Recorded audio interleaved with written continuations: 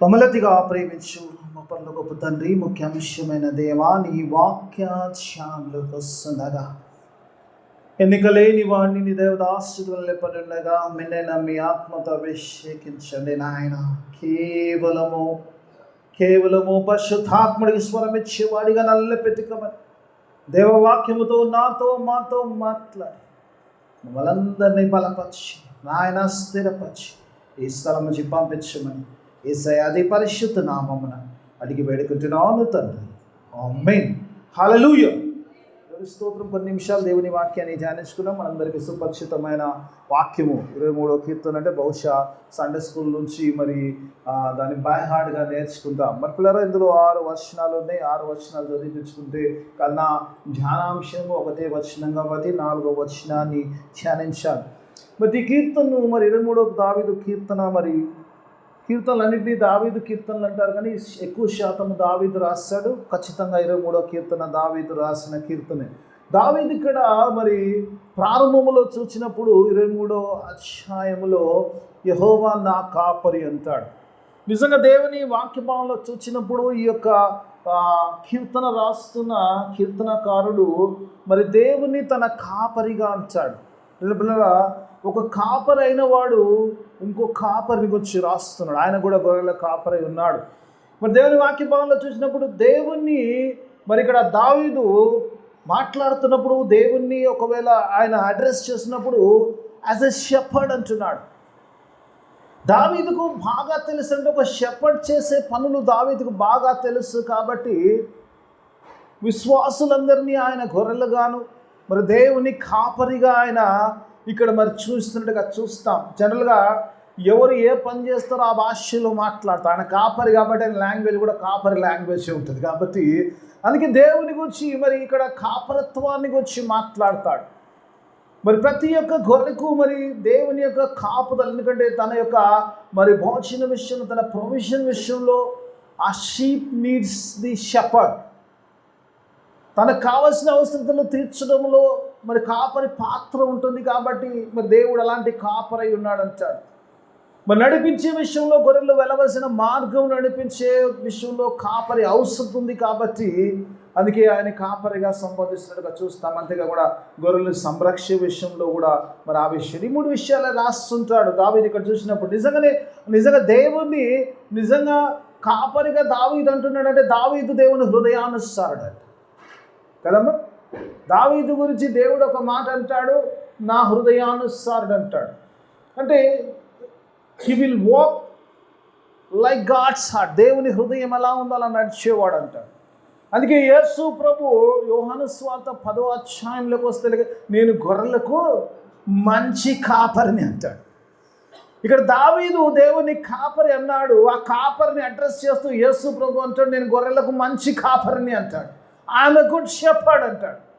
నిజంగా కొన్నిసార్లు అనిపిస్తుంది, నిజంగా దావీదుకు మాట్లాడే కొన్ని మాటలు it came out of the God's heart. దేవుని యొక్క హృదయాన్ని తెలిసిన వాడు, హృదయంతరంగంలో తెలిసిన వాడు కాబట్టి, హృదయానుసారుడు కాబట్టి దేవుణ్ణి ఎలా అడ్రస్ చేయాలన్న విషయం దావీదుకు బాగా తెలుసు. కాబట్టి అందుకే ఈ కీర్తనలో ఆయన అడ్రస్ చేస్తున్నప్పుడు ఆయన కాపరికి అడ్రస్ చేస్తాడు. అందుకే దేవుడు అందుకే యేసు ప్రభువు అందుకే మా మాటలు అన్నప్పుడు నేను గొర్రెలకు మంచి కాపరి అంటే మంచి కాపరి గొర్రెల కొరకు తన ప్రాణము పెట్టును అంటాడు. ఆ శిలువ కార్యముని గురించి యేసు ప్రభువు చెప్పినప్పుడు ఆయన కాపరిగా ఉండడమే కాకుండా తన గొర్రెలను రక్షించుకోవడానికి ఆయన ఆ శిలువ కార్యం చేశాడని, ఆ శిలువ తన ప్రశస్త రక్తమును ఆయన చిందిస్తాడన్న విషయాన్ని ప్రభు అక్కడ చెప్తాడు. దేవుని వాక్య భావంలో చూసినప్పుడు ఇక్కడ మరి అధ్యాయమంతలో చూసినప్పుడు మొదట దావీదు మరి దేవుని కాపరి అంటాడు. దేవుడి కాపుదల్లో నాకు ఏమి కొదవలేదంటాడు. I have all I need అనే మాట. నాకు సమస్తము కలిగి ఉన్నదని మొదటి భాగంలో అంటాడు. మరి రెండో విషయంలో వచ్చినప్పుడు శాంతికరమైన ఆయన లైఫ్ విషయంలో my life is in a peaceful way అంటాడు. దేవుడు నన్ను అంటాడు కదా, అంటే శాంతికరమైన చెల్లి యొద్దకు ఆయన నన్ను నడిపించినట్టాడు. ఇంకా దేవుని వాక్యభావంలో ఇంకా చూసినప్పుడు ఆయన నీతిని బట్టి ఆయన మార్గంలో నన్ను నడిపిస్తాడు. ఫర్ హిస్ నేమ్ సేక్ అంటాడు. ఆయన నా నిమిత్తమైన నీతిలో నడిపించేవాడుగా అంటాడు. యేసు రక్తం ద్వారా వచ్చి నీతిని గురించి కూడా అక్కడ మాట్లాడుతున్నట్టుగా చూస్తాం. దేవుని వాక్యభావంలో చూసినప్పుడు మరి మరి నాలుగో అంశంలోకి వస్తా, 4వ వచనంలోకి వస్తా. నా వాక్య భాగంలోనే ఉంటాను, నేను ఇంట్రడక్షన్లో ఎక్కువసేపు ఉన్నాను, ఎందుకంటే నాకున్న హాఫ్ అన్ అవర్లో మాట్లాడారు. ఇక్కడ చూసినప్పుడు దావీదు కొన్ని విషయాలు మాట్లాడతాడు. ఈ 4వ వచనంలోకి వచ్చేసరికి కొంచెం టాపిక్ డైవర్ట్ అయినట్టుగా చూస్తాం. అప్పటిదాకా దావీదు మాట్లాడుతున్న మాటల్లో దేవుడు తన కాపరి ఉన్నాడు, తనకే కొదవ లేదు, ఎవ్రీథింగ్ ఈజ్ సఫిషియంట్ లైఫ్ని వచ్చి మాట్లాడతారు మొదటి వచనం. అంతే కదమ్మా, కదా? యెహోవా నా కాపరి, నాకు లేమికలు, ఐ హ్యావ్ ఇనఫ్ ఎవ్రీథింగ్, నాకు అన్ని సమృద్ధిగా ఉన్నాయి, అన్ని హ్యాపీగా ఉన్నాయి. ఈ talks about the happy days and peaceful లైఫ్ని వచ్చి మాట్లాడతాడు, నీతి మార్గమని వచ్చి మాట్లాడతాడు. పిల్లరా, దేవుని వాక్యంలో ఆయన నామ నిమిత్తము నన్ను ఏం చేస్తాను, నా నామం రెండో వచ్చిన 3వ వచనం ఒకసారి చూద్దాం. ఏమంటే ఒకసారి 3వ వచనం ఒకసారి చూసుకొని,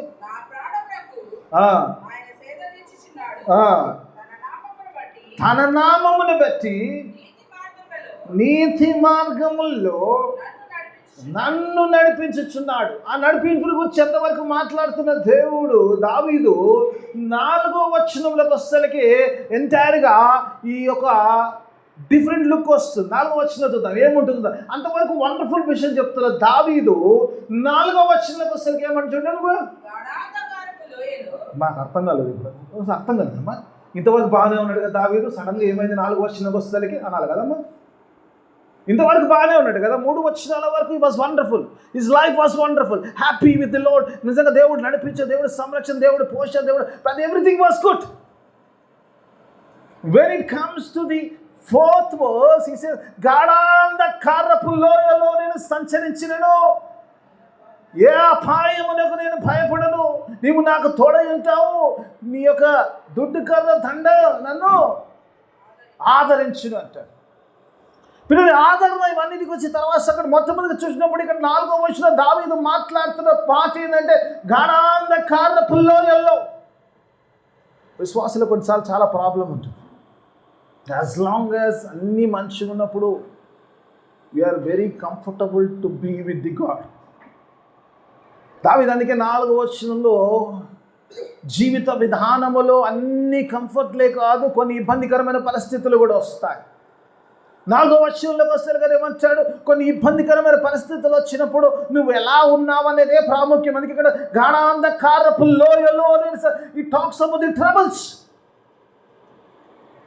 అన్ని మంచియే కాదు. దేవుని వాక్య భావన విశ్వాస జీవితంలో నడుస్తున్నప్పుడు there will be some trouble days. దావీదు మాట్లాడుతున్నప్పుడు గాఢాంధకరమైన లోయలో అంటారు.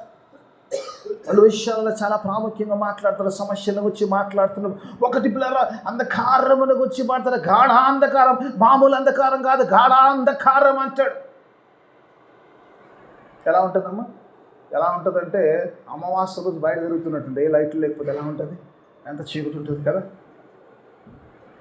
We cannot see anything. ఈరోజు మానవుని జీవితంలో చాలాసార్లు కొన్ని పరిస్థితులు ఎలా ఉంటాయంటే, కొన్ని ఇబ్బందులు, కొన్ని సమస్యలు ఎలా ఉంటాయంటే, ఇట్ విల్ బి ఆ ఫుల్ డార్క్నెస్. మార్గం ఏది కనబడని స్థితిలోకి ఉన్నట్టుగా ఉంటుంది కదా.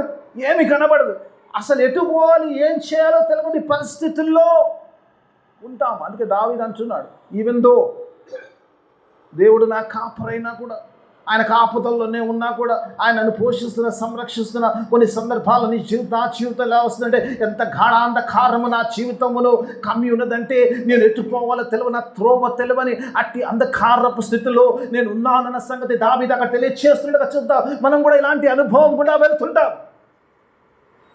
We don't know which way to go. We can't find a way. అనుభవం ఉందంటారమ్మా? ఉందా అనుభవం? చాలాసార్లు పరిస్థితుల్లో, ట్రబుల్స్లో, అంటే చీకట్లో మీరు ఉన్నారన్న చాలాసార్లు పరిస్థితులు ఏమంటే, ఏమీ మార్గం లేదు, ఏమీ తోయట్లేదు, ఏం చేయాలో తెలియట్లేదు, ఏంటో తెలియని పరిస్థితి అంటాడు. ఇంకా దేవుని వాక్యంలో దావీదు ఈ గాఢాంధకారపు లోయకు ఇంకోటి గాఢాంధకారపు లోయ అంటాడు.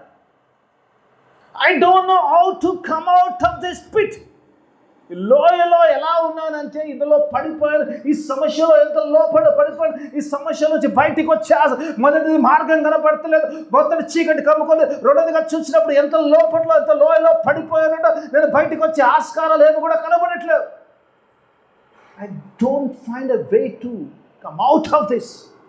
ఈ పరిస్థితులు చాలాసార్లు మన జీవితంలో ఉంటాయి కదమ్మా. ఉన్నాయా లేదమ్మా? ఏం లేవండి ఇంతవరకు హ్యాపీగా అంటే మీరు 3 వచనాలు 4 అనుభవంలోకి రాలేదని అర్థం. If you say that no అయ్యగారు మాకు అలాంటి ఏం లేవండి అంటే ఏమంటాను నేను అంటాను, ఓకే బేబీ అవి వస్తాయేమో. అందుకే దేవుడు ఈరోజు నీతో నాతో మాట్లాడుతున్నాడు. దావీదు అంటున్నాడు ఆయన హృదయానుసారుడే, ఆయన దేవుని కాపుదల్లో ఉన్నాడు, దేవుడే ఆయన కాపరి ఉన్నాడు. Everything was fine up to 3 verses. మరి 4th verseలోకి వస్తే అంధకారము లోయ స్థితిలో ఉన్నాడు దావీదు. ఈ పరిస్థితుల్లో ఎలా ఉంటాం, ఏం చేస్తాం? అపోస్తలుడైన పౌలు ఒక చక్కని మాట అంటాడు.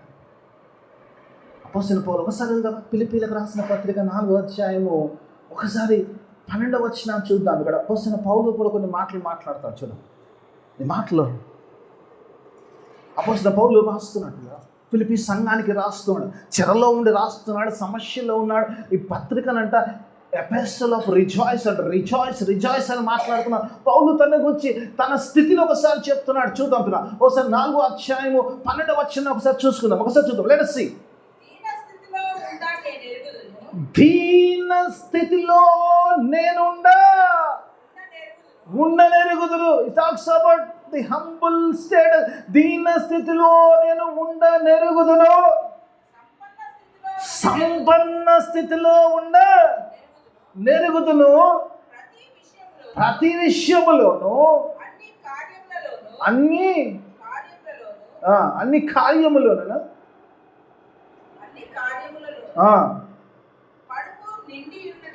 కడుపు నిండుటకును ఆకలి ఉండుటకును సమృద్ధి కలుగుట ఉండుటను లేమిలో ఉండుటకును నేర్చుకుని I learn to be content అంటాడు. I learn to be content. ఎలా కంటెంట్ అంటే brother? In plenty and in empty. సమృద్ధిలో అలాగే ఉన్నాను, నేను ఏమి లేనప్పుడు అలాగే ఉన్నాను. దేవుని వాక్య భావంలోకి వచ్చినప్పుడు సమృద్ధిలో ఓకే అందరం చక్కగా బాగా ఉంటాం, కానీ ఎందుకు ఎంటీలో కొంచెం కష్టంగా ఉంటుంది life. But Paul says I'm content to live in that. కడుపు నిండా తినడం తెలుసు, ఆకలి ఉండడం తెలుసు అంటాడు. అందుకే దేవుని వాక్య భావంలో చూసినప్పుడు అందుకే పాల్ కూడా చెప్తున్నాడు, లైఫ్ అంతా ఒకటే విధంగా ఉండదు. కొన్నిసార్లు ఇబ్బందికరమైన పరిస్థితులు ఉంటాయి. ఇబ్బందికరమైన పరిస్థితుల్లో ఉన్నప్పుడు ఎలా ఉన్నాము అనేదే ప్రాముఖ్యము. అందుకే దావీదు కీర్తనలో రెండింటినీ జతపరుస్తాడు. ఒకటి good life and trouble life అంటాడు. I know how to be in plenty and in empty. Wonderful thing కదా కొన్నిసార్లు. ఈరోజు దావీదు మనకు నేర్పిస్తున్న ఒక మాట పిల్లరా, ఈ వాక్య భాగంలో we see a great faith of David. ఈ వచనంలో దావీదు యొక్క గొప్ప విశ్వాసాన్ని మనం చూస్తాం. ఎక్కడ కనబడ్డది ఆ విశ్వాసము? ఎక్కడ కనబడ్డది విశ్వాసం అంటే మళ్ళీ ఒకసారి చూద్దాం. ఒకసారి వాక్య భావన కొద్దాం, 4వ వచనం కొద్దాం. ఎక్కడ కనబడ్డదో చూపిస్తాను చూడమ్మా. ఎలాంటి విశ్వాసంలో పౌలు అంటున్నాడు, నేను ప్లెంటీలో అలాగే ఉన్నాను, నేను ఎంటీలో అలాగే ఉన్నాను. I learn to be content అంటాడు. దావీదు ఇక్కడ ఏం చేస్తున్నాడు ఒకసారి చూద్దాం. ఒక వచనాన్ని నన్ను చాలా ప్రభావితం చేసిన ఒక మాటను మీకు చూపించాలి ఆశగా. 4వ వచనం ఒకసారి మళ్ళీ చదువుకుందాం. ఒకసారి చూద్దాం. గాఢాంధకారపు లోయల్లో నేను సంచరించిన చాలా అక్కడ ఆపుకుందాం. దావీదుకు గొప్ప విషయాన్ని ఒక విశ్వాసులకు నేర్పిస్తున్న మాట ఏంటంటే, జీవితంలో గాఢాంధకరమైన లోయ లాంటి పరిస్థితులు వస్తాయి, కానీ దావీదు అంటున్నాడు we're not going to stay there. దావీదు యొక్క విశ్వాసం ఏంటంటే గాఢాంధకారపు లోయల్లో నేను ఏమంటాడు సంచరించినను అంటాడు. Is not saying I'm staying in the darkness, is saying that I'm walking in the darkness. Walk చేస్తున్న వాడు ఏం చేస్తాడమ్మా, ఎప్పుడో ఒకడు బయటపడుతుంటాడు, ఉన్నవాడు అక్కడే ఉండిపోతాడు. దావీదు అక్కడ అంటున్నాడు, ఈ పరిస్థితులు ఉన్నాయి, ఈ చీకటి ఉంది, ఈ లోయ ఉంది, ఈ లోయలో నేనున్నాను, ఈ పరిస్థితులు ఉన్నాయి, ఈ పరిస్థితుల్లో నేను ఉన్నా, కానీ ఈ పరిస్థితుల్లో ఎప్పటికి ఉన్నాను, ఈ పరిస్థితుల్లో కూడా నేను బయటికి వెళ్తాను, because I'm walking in the fight. విశ్వాసములో ఉన్నవాడు ఆ లోయలో ఉంటాడు కాబట్టి ఆ లోయ నుండి బయటికి నడిచి, లోయ లాంటి పరిస్థితులు, ఆ గాండాలకరమైన పరిస్థితులు వస్తాయి, కానీ ఆ పరిస్థితుల గుండా నడిచి బయటికి వెళ్తున్నాడు. That is a fight. He is not staying there. He is not staying there. I am not staying in the darkness. Even though I am walking in the darkness, I am going to receive the light. I am going to get the light back in my life. దావీదు యొక్క ఆలోచన. ఎందుకంటే యెహోవా నా కాపరిగా ఉన్నప్పుడు ఇది కొంతకాలము నా జీవితంలో ఈ అంధకారము, ఈ లోయ లాంటి పరిస్థితులు నా జీవితంలో ఉండొచ్చు, కానీ ఇవన్నీ కూడా వెనక్కి వెళ్ళిపోతాయి. Again I'm going to rejoice in the lord. నేను దేవుల్లో ముందుకెళ్తానని ఒక విశ్వాసముతో దావీదు చెప్తాడు. నేను సంచరిస్తాను. I'm walking in the darkest valley. I'm not staying here. I will not stay here forever. Maybe for a short while I am here. కొద్ది కాలం పాటు నేను ఈ పరిస్థితిలో ఉంటానేమో, కానీ దేవుడు అంటున్నాడు, దావీదు అంటాడు, ఖచ్చితంగా నా దేవుడు దీంట్లోంచి నేను బయటికి తీసుకొస్తాడు. ఎందుకో తెలుసా అమ్మ? అదే కీర్తనలో 30 అధ్యాయానికి వెళ్దాం. 5వ వచనంలో ఎందుకో అక్కడ ఇస్తాడు, రీజన్ చూస్తాడు. చూడమ్మా, రీజన్ ఇస్తాడు. చూడమ్మా, వాక్య బాగా చూద్దాం. 30వ కీర్తన 5వ వచనం ఒకసారి చూద్దాం. ఏమంటుండో చూద్దాం ఒకసారి. ఆయన కోపము నిమిషమాత్రముండును. దేవుని గురించి మాట్లాడుతున్నాడు దావీదు. దేవుని కోపముని గురించి మాట్లాడుతున్నాడు. దేవుని కోపముని గురించి మాట్లాడుతున్నాడు. ఆయన కోపము నిమిషము మాత్రము ఉండును. ఆయన దయా ఆయుష్కాలము. హల్లెలూయా. స్తోత్రం. దేవుడు ఒకవేళ నీ జీవితంలో ఇబ్బందికరమైన పరిస్థితులు కానీ, ఒకవేళ నువ్వు ఆయన కొంచెం విరుద్ధంగా జీవించిన, ఆయన నీ మీద కోపడ్డా కూడా, it may be for a short while. The darkness, the valley is for a short while. You are going to receive light again. Hallelujah. ఆయన కోపము అంటున్నామా, నిమిషమాత్రముండును. ఆయన దయ ఏమంటున్నాం? యేసయ్యా, అంత గొప్ప దేవుని ఆరాధిస్తున్నాం కదమ్మా. ఆయన కోపము నిమిషము, ఆయన దయ జీవిత కాలమంతయు. ఆ తర్వాత ఇంకో మాట అంటాడు, కింద చదవము. ఏమంటాడు? సాయంకాలమున ఏడుపు వచ్చి రాత్రి ఉండినను. హల్లెలూయా.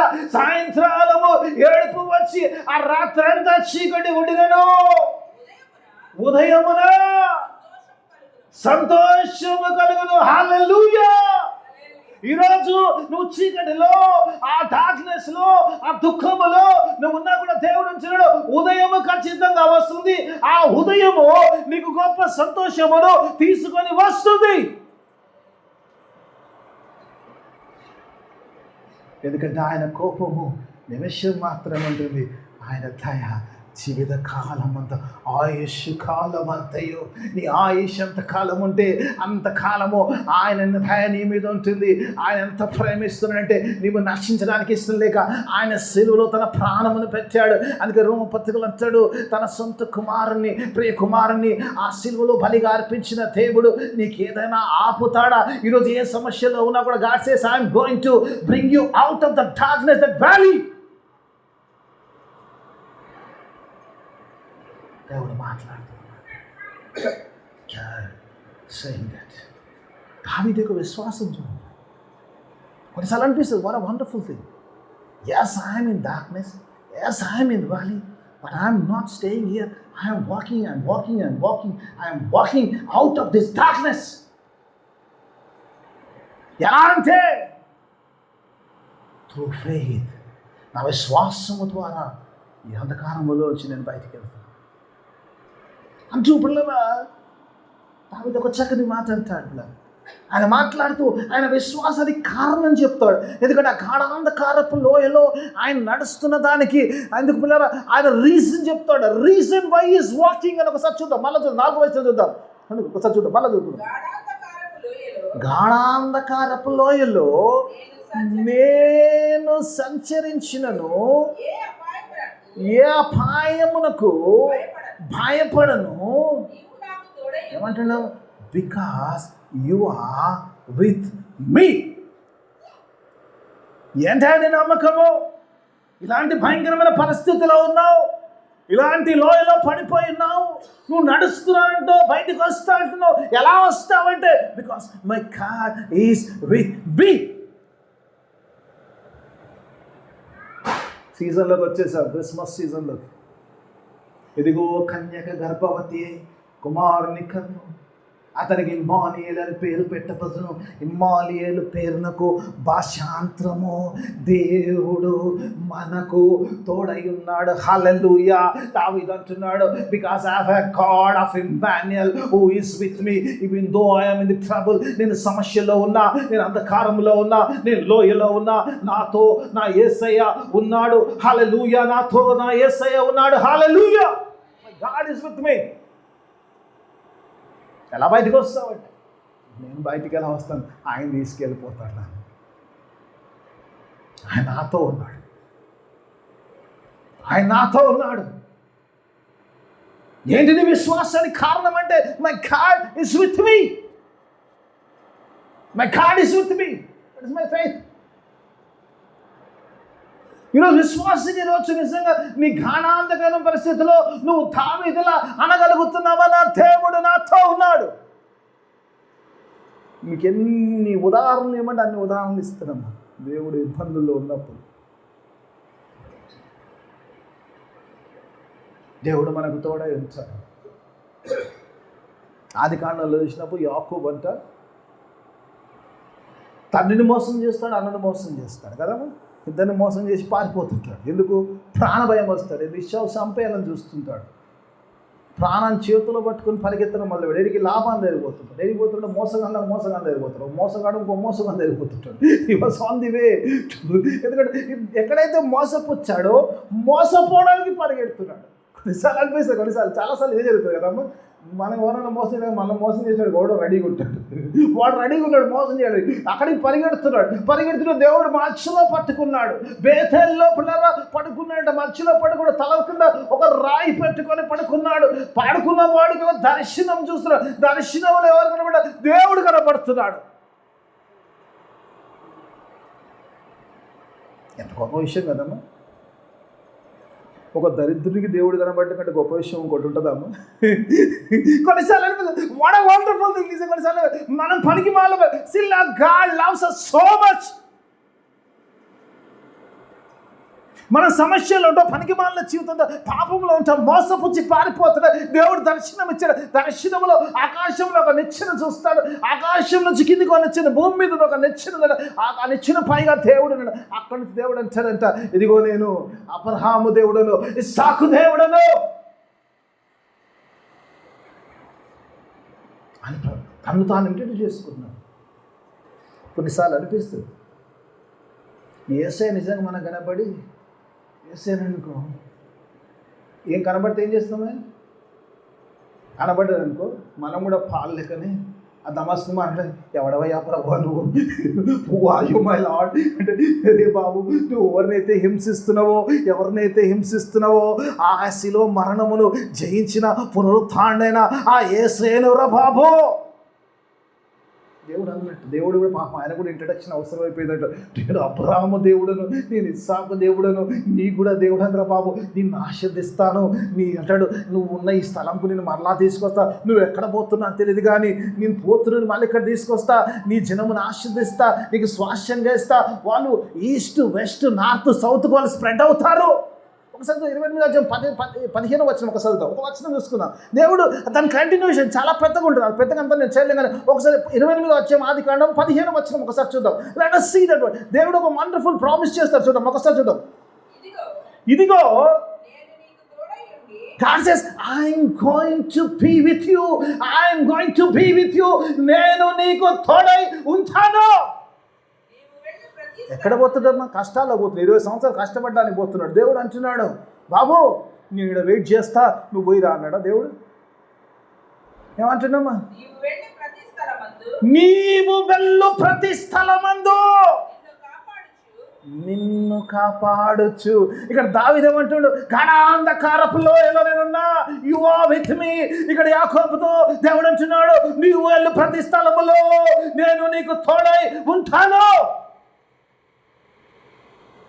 ఇలా సికింద్రాబాద్ పోతే దేవుడు వస్తాడంటే వస్తాడు, హైదరాబాద్ పోతే వస్తాడు, నువ్వు రాష్ట్రం దాటిపోతే వస్తాడు, నువ్వు దేశం దాటిపోతే వస్తాడు, నువ్వు ఎక్కడ పోతే అక్కడ నీ దేవుడు నీతో వస్తాడు. దేవుని వాగ్దానము. God says, I'm going to be with you, I will protect you. చదవమ్మా. ఈ దేశమునకు మరలా రప్పించదును, నేను నీతో చెప్పునది నెరవేర్చు వరకు. అయ్యా కొన్నిసార్లు అంటది, నేను ఏమైతే చెప్పానో అది చేసే వరకు నిన్ను విడిచిపెట్టే సమస్య లేదు. నువ్వు ఏ సమస్యలో ఉన్నావు, నువ్వు ఎక్కడున్నావో నాకు సంబంధం లేదు, నేను అక్కడ నీతో ఉన్నాను. I'm not going to leave you. చాలా మందికి అంటే ఇన్ని సమస్యల్లో దేవుడు ఎక్కడ? దేవుడు నీతో ఉన్నాడు. Is with you if you have faith. నీకు విశ్వాసం ఉంటే దేవుడు నీ సమస్యల్లో దేవుడు నీతో ఉన్నాడు. నేను విడిచిపెట్టేవాడు కాదు, నేను వదిలిపెట్టేవాడు పోయేవాడు కాదు. దేవుడు పారిపోయే దేవుడిని దేవుడు. God will be with you. కొన్నిసార్లు మనకు నచ్చకపోవచ్చు, కొన్ని సందర్భాల్లో దేవుని మనం పెట్టుకుని పోలేకపోవచ్చు. కొన్ని సందర్భాల్లో we might avoid God. God says, I'm seeing, I'm watching you because I'm with you. I can't leave you because it is my promise. చాలా విషయాల్లో చూపిస్తుంది. శద్రక్ మేషక్ అబేద్నెగోలు చూసినప్పుడు పిల్లలు అగ్నిగుండంలో వేస్తానప్పుడు ఆ స్టోరీలోకి నేను పోను. అగ్నిగుండంలో పడేశారంట మొక్కనందుకు. ఎందుకు? వాళ్ళు విశ్వాసంలో బలంగా ఉన్నారు కాబట్టి. విశ్వాసంలో బలంగా ఉంటే ఏం చేశారంటే అగ్నిలో దేవుణ్ణి చూశారు. హల్లెలూయా. ఆ 3వ అధ్యాయంలో 25వ వచనం అంటాడు, వాడు వయసులో వాడు చూసి అంటాడట, నేను ముగ్గురు వేస్తే 4 ఎక్కడికైనా వచ్చారా బాబు. 4వ వాడు దేవుని పోలి ఉన్నాడు అంటాడు. Hallelujah. Our God will be in that fire. When we are facing that fire, the God is with us. దేవుడు మనతో ఉన్నాడు. దేవుడు ఆ ఫైర్లో మనతో ఉన్నాడు. అలాంటాడు కదా, వాళ్ళేం కట్లు కట్టపడకుండా అగ్నిలో కాలిపోకుండా ఎంత చక్కగా తిరుగుతున్నారు. ఏంటయింది? బయటికి వచ్చినాక తెలిసింది ఏంటంటే శద్రక్ మేషక్ అబేద్నెగోలుగా దేవుడే నిజమైన దేవుడు. ఎందుకంటే ఆ దేవుడు అగ్నిలో ఉంటే అక్కడ కూడా ఉంటాడు కాబట్టి. హల్లెలూయా. రాజు సాక్ష్యం చెప్తున్నాడు. ఎవరైతే మంటలేసి చంపేస్తున్నాడు వాడు అంటాడు, బాబు ఈ దేవుడు మామూలు దేవుడు కాదురా బాబు, అగ్నిలో కూడా వాళ్ళతో హ్యాపీగా కంఫర్టబుల్గా ఉండే దేవుడు. Even fire can't touch them. That is the power of our God. దానియేలు రాజ్యంలో సింహం బోన్లో వేస్తాడు. రాజు పొద్దున్నే పోతాడు. ఆ స్టోరీలని మీకు తెలుసు కాబట్టి నేను చెప్పట్లేదు. పోయి దానియేలు నువ్వు నమ్ముకున్న దేవుడిని రక్షించనా అని అడుగుతుంటాడు. దానియేలు అంటాడు, అవును ప్రభు, అవును రాజా. God send his angel. దేవుడు అంటే తన దూతను పంపించి సింహపు నోర్లు కట్టాడు. ఆ దూత దేవుని దానియేలుతో సహవాసం చేసి రాత్రంతయు దానియేలుకు ఏ అపాయము కలగకుండా he was protecting Daniel. He has assigned an angel to protect Daniel. అందుకే దావీదు అంటాడు విశ్వాసం. ఈ అంధకారమే పాటిది, లోయ లోతే పాటిది, నాలో ఉన్నవాడు వీటికంటే శక్తిమంతుడు. That is my faith. That is my faith. గాఢాంధకారపు లోయలో నేను సంచరించిన ఏ అపాయానికి నేను భయపడను. ఎందుకంటే because you are with me. When you are with me, నా టైం అయిపోయింది. When you are with me, my protection is sure. ఏమంటాడు? నీ దుడ్డు కర్రయు నీ దండము నన్ను ఆదరించు. కంఫర్ట్లు ఉంటాయి. I'm always comfort. As long as my God is there, I'm in a comfort. దేవుడు నన్ను కాపాడుతాడు. ఒక మాట చెప్పి విచ్చేస్తాను, ఇజ్రాయెల్ను కాపాడువాడు కొనుకడు నిద్రపోడు. దావీదు తెలుసు, దేవుడు నాతో ఉన్నాడు, ఈ అంధకారము ఈ లోయకు కాలం ఉండదు, ఆయన నన్ను బయటికి తీసుకెళ్తాడు.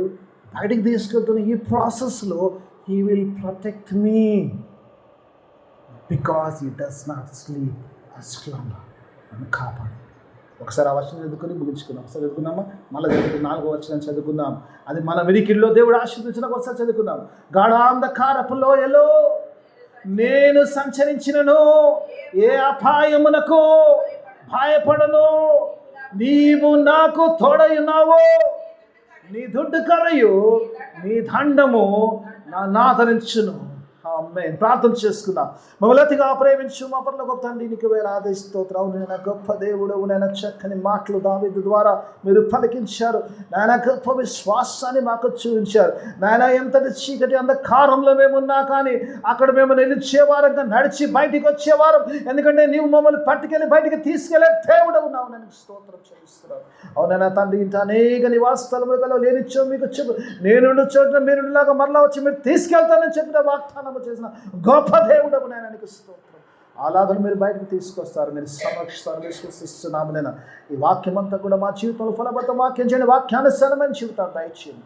చిరు ప్రతి ఒక్క బిడ్డన సంఘంలో నేను ఆశీర్వాద నింపి పంపించమని యేసయ్య అతి పరిశుద్ధ నామమున అడిగి వేడుకుంటున్నాను తండ్రి. ఆమేన్.